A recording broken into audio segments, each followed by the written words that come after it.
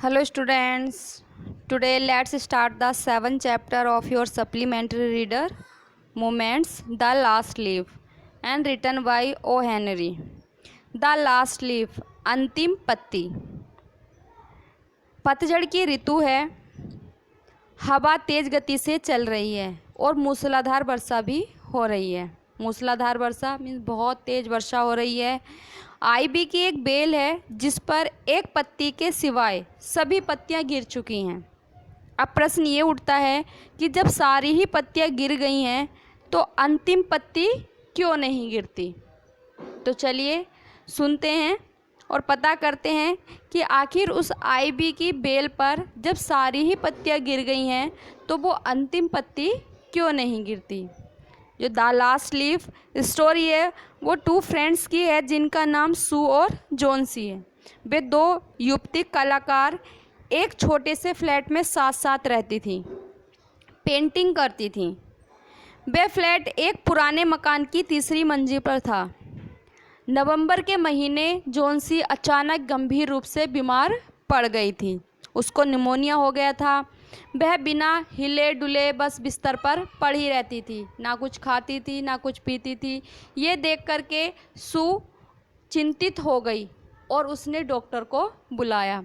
Doctor नियमित रूप से आता था, लेकिन जोन्सी की कंडीशन में उसकी हालात में कोई परिवर्तन नहीं हो रहा था। एक दिन डॉक्टर ने सू को एक साइड ले जा कर के उससे पूछा कि क्या कोई चीज़ या कोई बात जोन्सी को चिंतित कर रही है। सू ने कहा नहीं, ऐसा तो नहीं है, पर आप ऐसा क्यों पूछ रहे हैं। डॉक्टर ने कहा ऐसा प्रतीत होता है जैसे जोन्सी ने अपने जीवित रहने की इच्छा खो दी है, अर्थात उसको जीने की इच्छा ही नहीं है। अगर ऐसा है कि उसके मन में जीवित रहने की इच्छा नहीं है तो उसे कोई चीज़ नहीं बचा सकती, अर्थात दवाइयों का उस पर कोई असर नहीं होगा अगर उसने अपनी इच्छा खो दी है। अब सू बहुत परेशान हो जाती है। वो अपना भरसक प्रयत्न करती है, प्रयास करती है कि वे जोन्सी का माइंड, उसका दिमाग उसकी बीमारी से हटाए। इसलिए वे उससे अलग अलग तरह की बातें करती थी, उसके कपड़ों के बारे में बातें करती थी, उसके फैशन के बारे में उससे बातें करती थी, लेकिन जोन्सी उसे कोई रेस्पॉन्स नहीं देती थी। फिर सू ने एक दिन उसने सोचा कि वह अपने पेंटिंग का बोर्ड जोन्सी के कमरे में ले आती है और वहाँ पर पेंटिंग करने लगती है और सू से और जोन्सी से वह रिक्वेस्ट करती है कि जब तक वह अपनी पेंटिंग पूरी ना कर ले वह खिड़की के बाहर ना देखे। वह पेंटिंग कर रही थी, पेंटिंग करते करते वह सीटी भी बजा रही थी, जोन्सी का माइंड डिस्ट्रैक्ट करने के लिए, उसकी बीमारी से हटाने के लिए। लेकिन तभी क्या होता है, सू सुनती है कि जोन्सी कुछ बड़बड़ा रही थी, कुछ धीमी धीमी आवाज़ में बोल रही थी।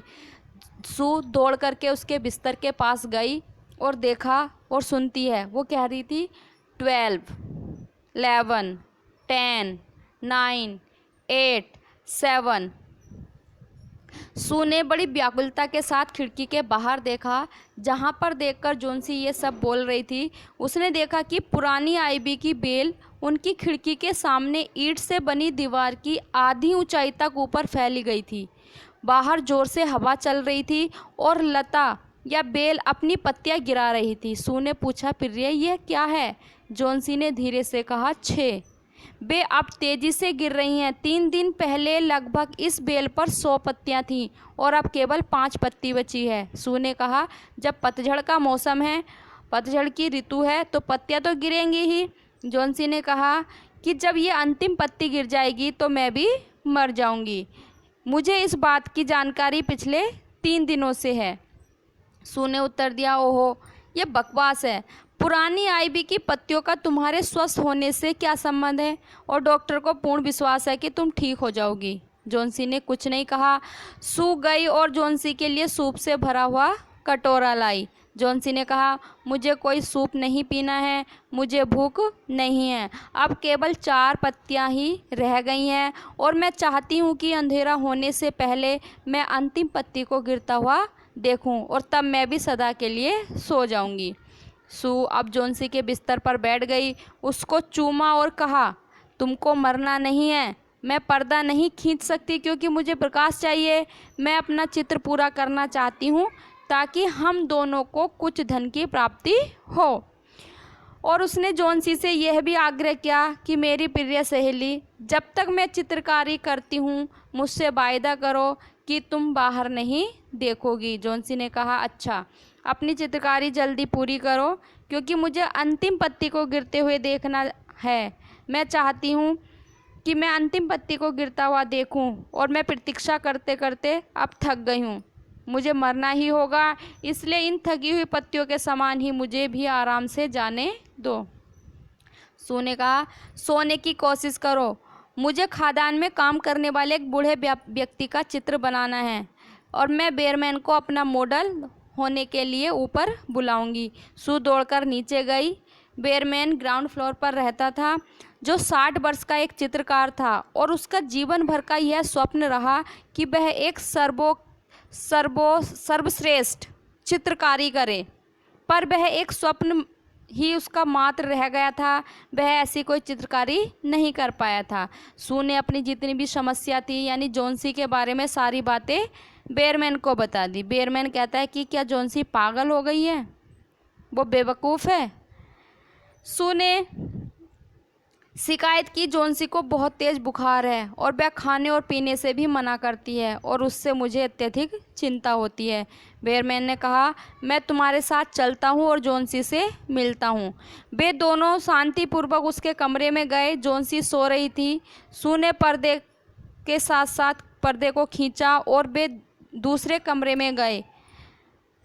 खिड़की के बाहर उन्होंने झाँका कि लता पर, उसकी बेल पर जो आइवी की बेल थी, केवल अब एक ही पत्ती बची थी, बाकी 3 पत्तियां भी गिर चुकी थी। अब मूसलाधार वर्षा हो रही थी, बर्फीली हवा चल रही थी और ऐसा लगता था कि वह पत्ती भी किसी भी मिनट गिर जाएगी। बेयरमैन ने कुछ नहीं कहा, वह वापस अपने कमरे में चला गया। अगले दिन प्रातःकाल जब जॉन्सी जागी और उसने विंडो के बाहर देखा तो वो पत्ती अभी भी लगी हुई थी। सू ने जॉन्सी से कहा कि देखो, वो पत्ती अभी भी लगी हुई है।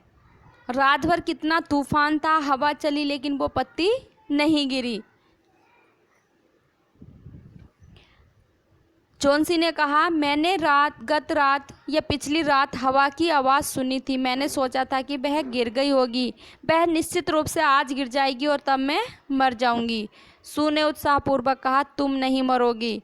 तुम अपने मित्रों के लिए, तुम्हें जीवित रहना है। यदि तुम मर गई तो मेरा क्या होगा?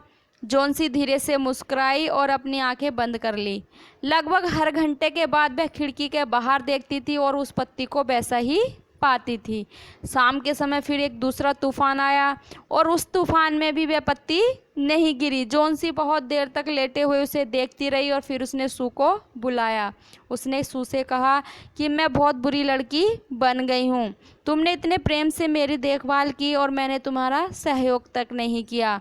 अंतिम पत्ती ने मुझे ये सिखा दिया है कि मैं कितनी दुष्ट हूँ। मैंने महसूस किया कि मरने की इच्छा करना एक पाप होता है। सू ने जॉन्सी का आलिंगन किया, उसे गले लगाया। तब उसने जॉन्सी की वो बहुत गर्म सूप और दर्पण दिया। जॉन्सी ने अपने बाल बनाए और वह मुस्कुराई। तीसरे पहर जब डॉक्टर आए और उन्होंने अपने रोगी का, अपने पेशेंट का परीक्षण किया तो उन्होंने सू से कहा कि अब जॉन्सी में जीवित रहने की इच्छा शक्ति है। अब मुझे पूर्ण विश्वास है कि वह जल्दी ही ठीक हो जाएगी।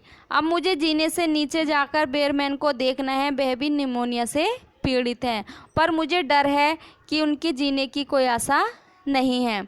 अगले दिन प्रातःकाल सू जॉन्सी के बिस्तर पर बैठ गई और जॉन्सी का हाथ अपने हाथ में लेकर उसने कहा कि मुझे तुम्हें कुछ बात बतानी है। आज सुबह मिस्टर बेयरमैन निमोनिया से मर गए, जो केवल 2 दिन से ही बीमार थे। पहले दिन चौकीदार ने उनको बिस्तर पर लेटा देखा। उनके कपड़े और जूते गीले थे और वे कांप रहे थे।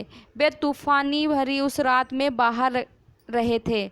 तब उन्होंने बिस्तर के पास एक सीढ़ी देखी और जलती हुई लालटेन। सीढ़ी के पास कुछ ब्रश और हरे तथा पीले रंग के पेंट भी थे। सू ने कहा, प्रिय जॉन्सी, खिड़की के बाहर देखो, उस आइवी की पत्ती को देखो। क्या तुम्हें आश्चर्य नहीं होता कि जब इतनी तेज हवा भी चलती है तो वह पत्ती क्यों नहीं फड़फड़ाती है? क्यों नहीं हिलती है?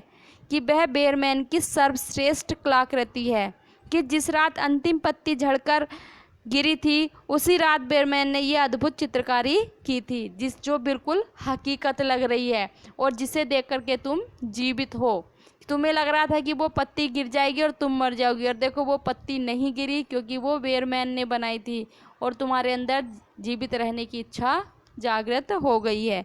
यही बेयरमैन की सर्वश्रेष्ठ कलाकृति है। Okay student, thank you, take care.